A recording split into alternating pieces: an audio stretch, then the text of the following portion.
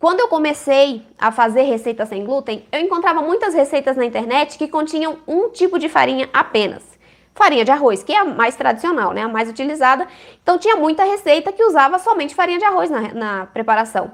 Aí eu fazia a receita e o pão ficava duro, né? Duro, esfarelava, porque não tinha balanço nenhum, não era macio, não tinha liga nenhuma. Então, quando você não conhece a receita, os ingredientes, você pega qualquer receita e qualquer receita para você serve. Só que se você conhece os ingredientes, você olhando aquela receita, você já sabe, ó, essa receita não vai ficar muito boa, porque eu tenho apenas uma farinha de arroz, um tipo de farinha, né, que é a farinha de arroz. E nós sabemos que para fazermos uma receita equilibrada, um pão que cresça bem, que fique fofinho, que não esfarele, nós precisamos agregar mais do que um tipo de farinhas, né? Mais do que o tipo de farinha. Porque a farinha de trigo, ela agrega principalmente estrutura, liga e maciez. Além de todas as outras características, né? A farinha de trigo, ela é mágica, praticamente. Mas, por isso, nós precisamos agregar um mix de farinha sem glúten que agregue também essas características. E se você não conhece as funções dos ingredientes, se você não conhece as farinhas, você não sabe quais farinhas você deve utilizar para obter esse equilíbrio entre essas três características. Então, é importante demais você conhecer as funções dos ingredientes, conhecer as farinhas. Você também precisa conhecer as farinhas, por exemplo, para não utilizar uma farinha em quantidade excessiva na receita.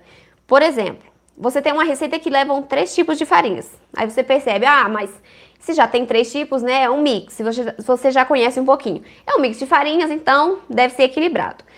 Entretanto, eu tenho 200 gramas de farinha de arroz, 30 gramas de fécula de batata e 20 gramas de polvilho doce, por exemplo. Então não é um mix equilibrado. Você precisa entender e saber que a farinha de estrutura, ela precisa ser adicionada em uma maior quantidade, né? Porque a estrutura base da receita, ela é fornecida pela farinha.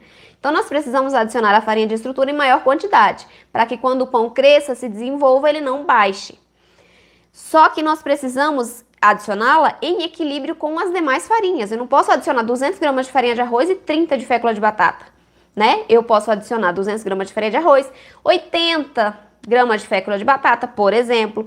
Então, é necessário ter um equilíbrio no mix, dentro do seu mix. O mix indicado é de 1 para meio para meio. Então, eu tenho uma parte de farinha de estrutura, meia parte de farinha de maciez e meia parte de farinha de liga. Esse é o mix básico, né, de farinhas que a gente utiliza. E aí depois, dentro dessas proporções, nós vamos combinando farinhas. Podemos utilizar 2 ou 3 farinhas de estrutura, podemos utilizar 2, né, farinhas de maciez, como a fécula de batata e o amido de milho. Então, depois que você conhece a proporção mínima, que é de 1 para meio, você consegue brincar ali com os tipos de farinhas, né? Você muda um pouquinho a quantidade para você obter um mix equilibrado. Agrega farinhas que levam mais proteínas para a receita, então eu tenho uma massa que fica mais macia, mais úmida. E você só vai saber isso se você souber as funções que cada farinha tem e que cada farinha agrega à receita, tá?